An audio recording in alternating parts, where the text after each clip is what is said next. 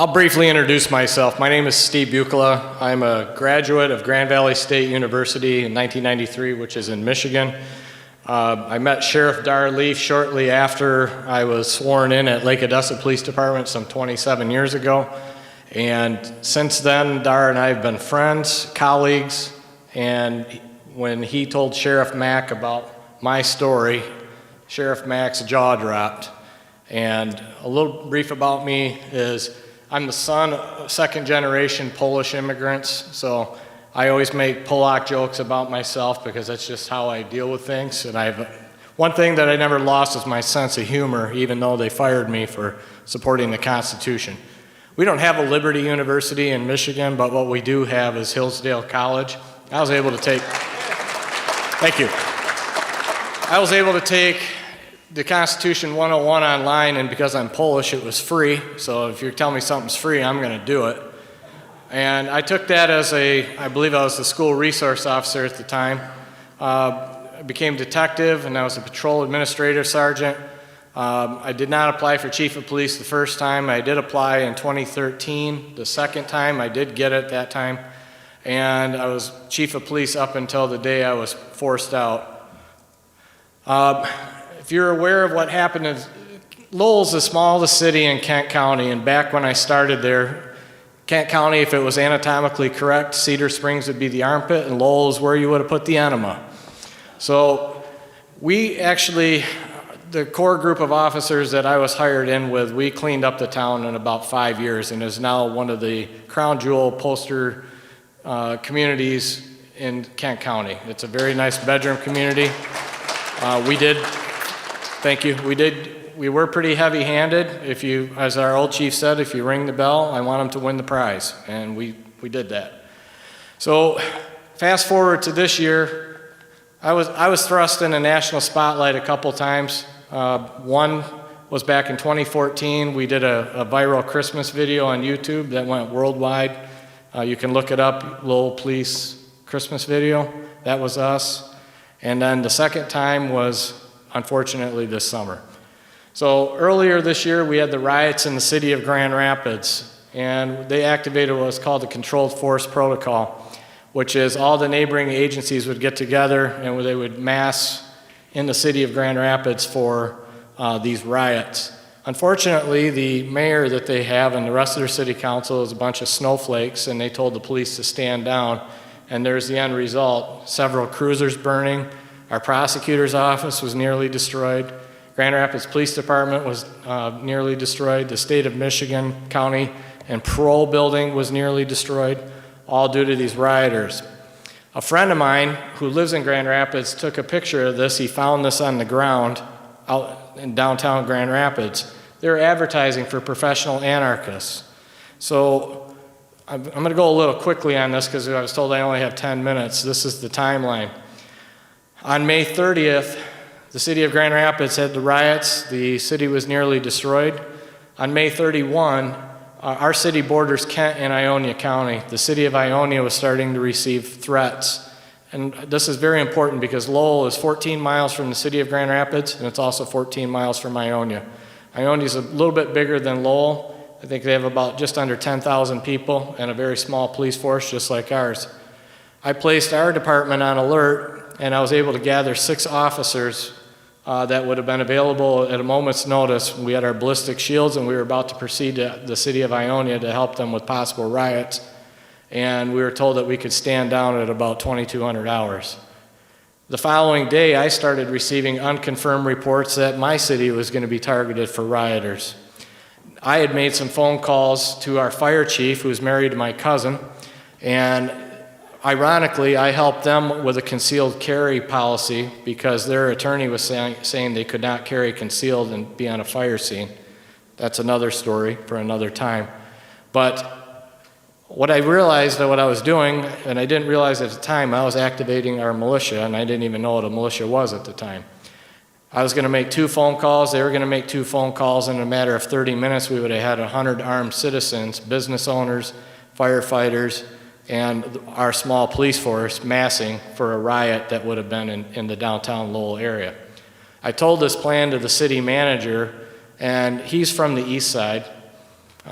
near the Detroit area, so he's a left winger. And you would have thought he would have had diarrhea through a screen door with the look on his face. So I'm not sleeping, I'm breaking out in hives, and then the next day I get a phone call from these guys right here.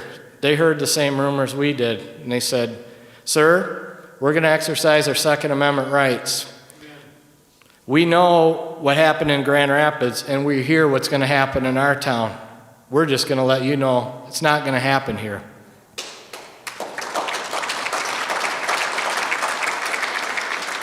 So I called our 911 dispatch and I said, "We've got 4 armed individuals that are exercising their Second Amendment rights. They are carrying long guns and sidearms."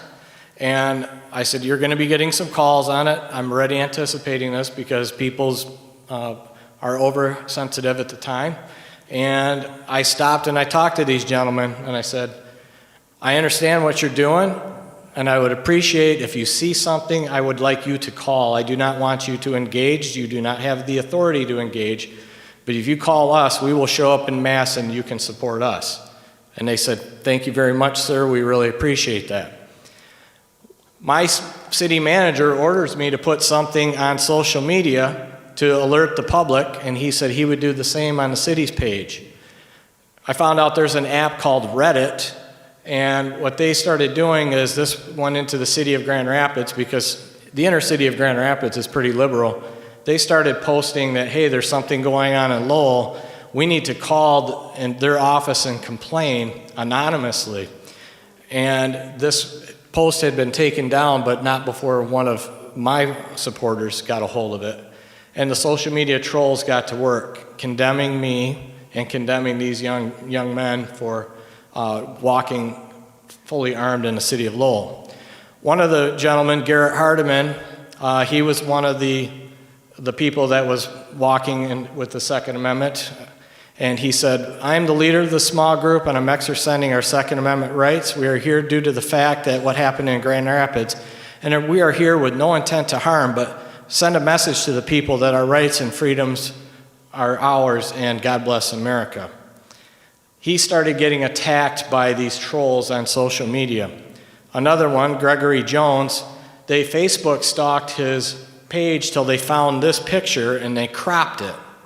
Now, he's carrying a Confederate flag, but if you look, that is a battle-tarred, torn-up flag, and they started calling him a racist white supremacist.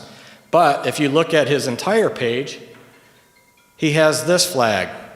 And if you look at everything in context, they have the "Don't Tread on Me," they have the American flag, and then they had that ripped-up Confederate flag. If you look at most of their posts, they're very patriotic.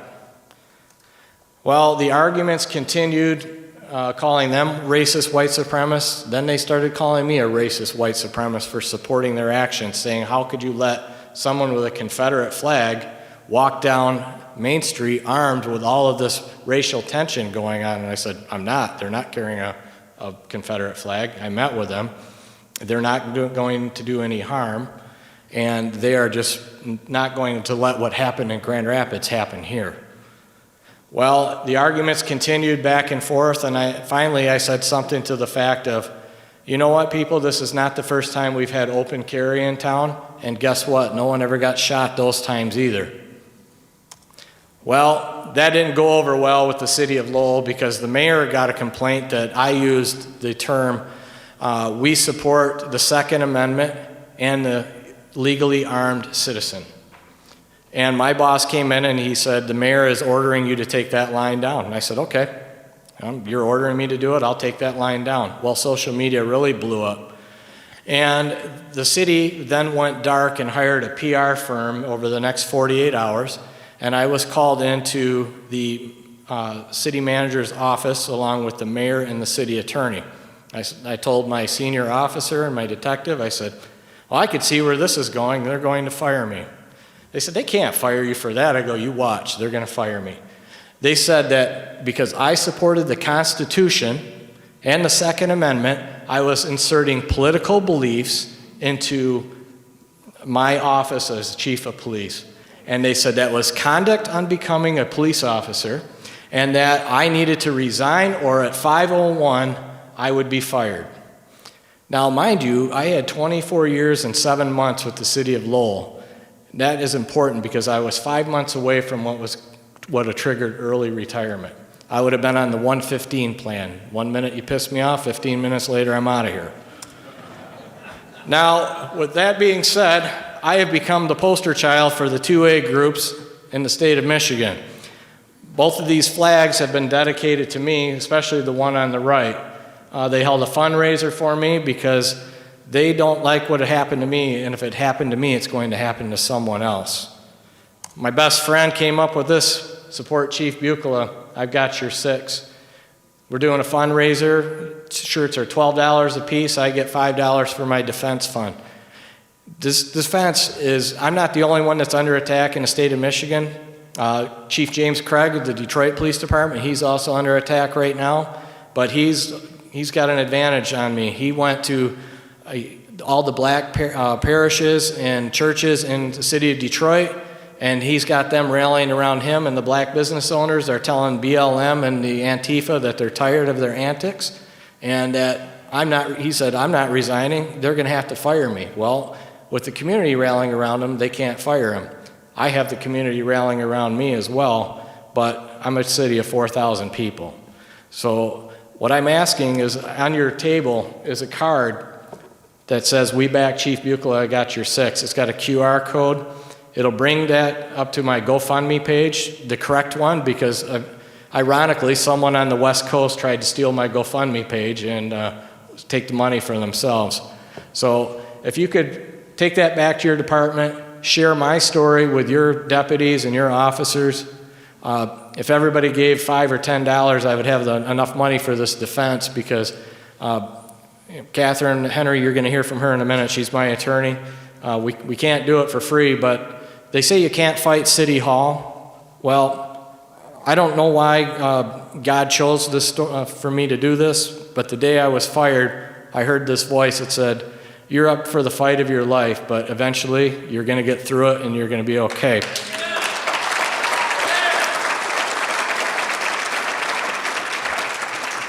I didn't hear of Sheriff Mack until a couple of weeks ago, and when I walked in here and I met with him, I shook his hand, and I saw this book, "Are You David?"